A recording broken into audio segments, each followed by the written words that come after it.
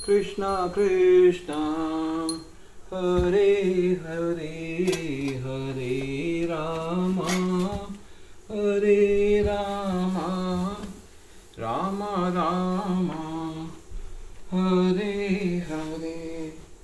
गोविंद बोलो हरि गोपाल बोलो राधा रमण हरि गो। आज हम श्रीमद् भागवतम के तीसरे स्कंद का पेज 48 पढ़ने जा रहे हैं। अपने पति से ऐसे सदोपदेश सुनकर भी दिति अप्रभावित बनी रही। वह काम वासना से इतनी त्रस्त थी कि उसने एक निर्लज्ज वेश्या के समान अपने पति के वस्त्रों को फाड़ लिया और अपनी कामुकता को संतुष्ट करने के लिए बलात् प्रयास करने लगी। सर्वशक्तिशाली नियति को प्रणाम करके कश्यप मुनि ने एकांत स्थान में दिति के साथ सहवास किया। इस वर्जित कार्य को करने के पश्चात कश्यप मुनि ने स्नान करके स्वयं को पवित्र किया और गायत्री मंत्र का मानसिक जप करते हुए परम सत्य के निराकार रूप पर ध्यान लगाने लगे। कामवासना की तृप्ति के बाद दिति ने अपने कार्य पर पश्चाताप होने लगा। लज्जित हो वे सिर झुकाए अपने पति के पास गई और कहा, हे ब्राह्मण, कृपया भगवान शिव के क्रोध से मेरे गर्भ की रक्षा कीजिए। मैं उनके प्रति एक बड़ा अपराध कर बैठी हूं। तब दिति अत्यंत चतुराई से भगवान शिव से कृपा की याचना करने लगी। वे मूर्तिमान क्रोध भगवान शिव को प्रणाम करती हूँ। वे अपनी शक्ति से तत्क्षण मेरे गर्भ को नष्ट कर सकते हैं, परंतु मैं जानती हूँ कि वे अत्यंत दयालु और क्षमाशील हैं।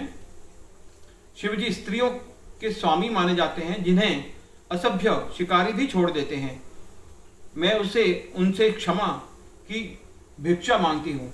कश्यप के सम्मुख खड़ी दिति उनके क्रोध की अपेक्षा करती हुई भयवश कांप रही थी।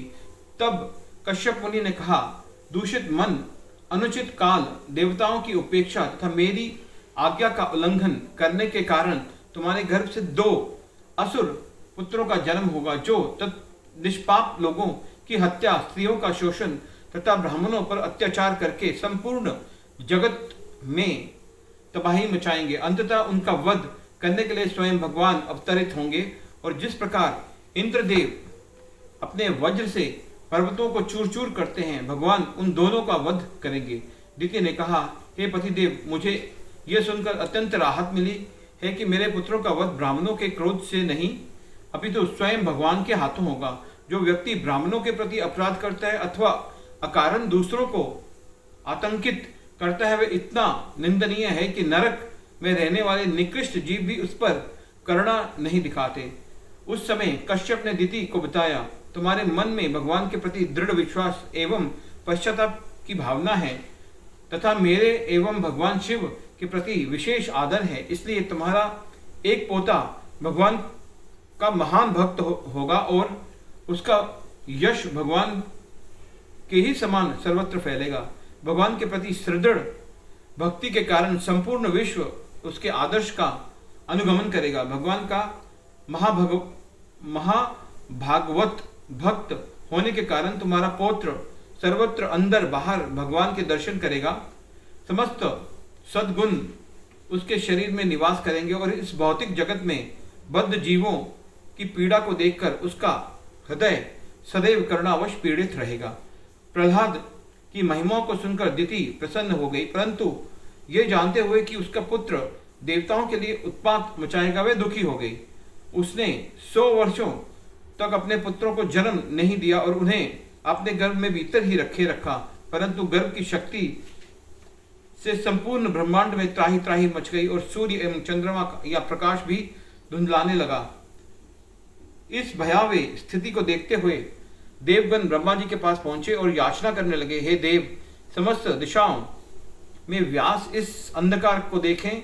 हे जगत पालक, आप समस्त प्राणियों की इच्छाओं को जानते हैं। दिति के गर्भ ने सर्वत्र उत्पात मचाया हुआ है और इससे हमारे प्रशासकीय कार्यों में बाधा उत्पन्न हो रही है। कृपया हमारे ऊपर कृपा करें और इस दुखद परिस्थिति से हमें उद्धार करें। हरे कृष्णा कृष्णा।